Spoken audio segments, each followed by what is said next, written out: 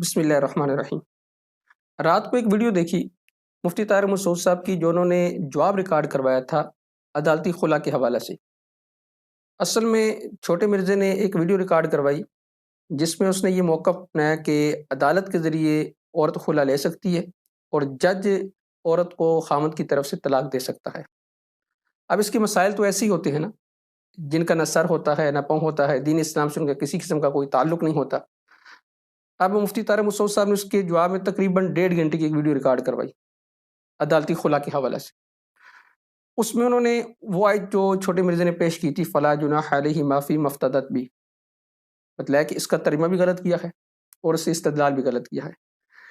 اچھا، اس کے جواب میں مفتی طاہر مسعود صاحب نے پھر اپنے جو دلائل تھے وہ بھی ریکارڈ کروائے، لیکن میں یہ سمجھتا ہوں کہ چھوٹے مرزے کو دلائل کی ضرورت نہیں ہے۔ آپ وہ پوچھیں دلائل کی ضرورت کیوں نہیں ہے؟ بھائی دلائل کی ضرورت اسے ہوتی ہے جو دلائل سمجھنا چاہتا ہے یا اسے دلائل سمجھ آتے ہیں۔ ایک بندے کو نہ دلائل سمجھ آتے ہیں نہ وہ دلائل سمجھنا چاہتا، اس کو دلائل دینے کی ضرورت نہیں ہے۔ پھر میرے خیال میں ہم نے بے شمار دلائل دیے لیکن وہ سمجھنے کے لیے تیار نہیں تھا۔ اس ویڈیو سے میں جس نتیجے پر پہنچا ہوں کہ چھوٹا مرزا وہ مفتی صاحب سے خلا لینا چاہتا ہے اور مفتی صاحب اس کو خلا دینے کے لیے تیار نہیں ہے۔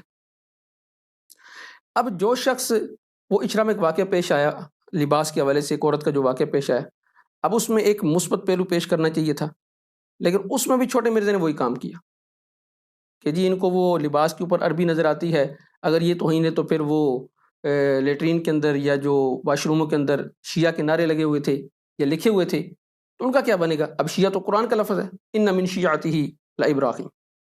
واہ جی واہ، کیا استدلال ہے!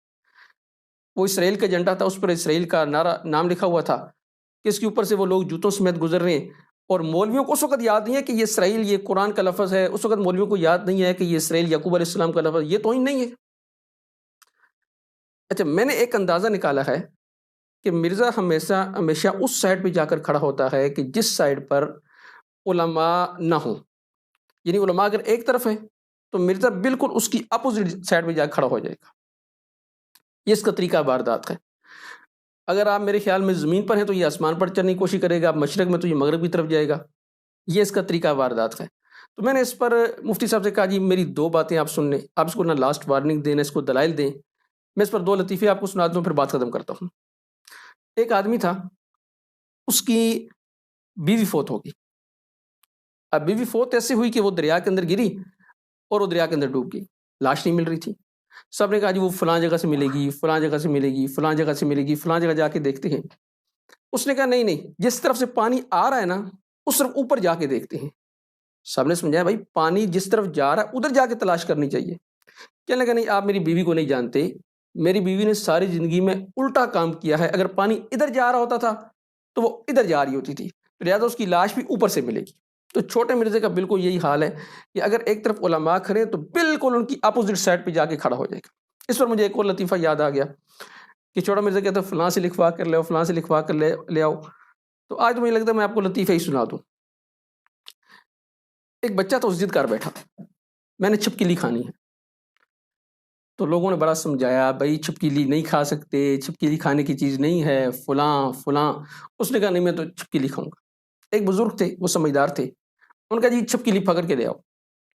اب چھپکلی پکڑ کے لائی گئی، اس نے کہا نہیں میں تو ایسے نہیں کھاتا، اس کو فرائی کیا جائے۔ چھپکلی فرائی کی گئی، بچہ کہنے لگا نہیں میں تو ایسے نہیں کھاتا، اس کو 2 حصوں میں تقسیم کیا جائے پھر میں کھاؤں گا۔ اب سب کو پتا تھا چھپکلی کھانے کی چیز نہیں ہے لیکن بچہ بضد تھا۔ اچھا، اس کو 2 حصوں میں تقسیم کر لی گئی۔ بچے سے کہا جی ہم نے آپ کی خواہش پوری کر دی، چھپکلی پکڑ لی، فرائی کر لی، 2 حصوں میں تقسیم کر لی، اچھا اب کھا لو۔ بچہ کہنے لگا نہیں میں تو نہیں کھاتا، پہلے آدھی یہ بزرگ کھائیں گے جنہوں نے چھپکلی پکڑی ہے پھر میں کھاؤں گا۔ بزرگ کہنے لگے بھائی ضد تو نے کی ہے، میں نے تو نہیں کی، میں کیوں کھاؤں؟ کہنے لگا نہیں پہلے آپ کھائیں گے پھر میں کھاؤں گا۔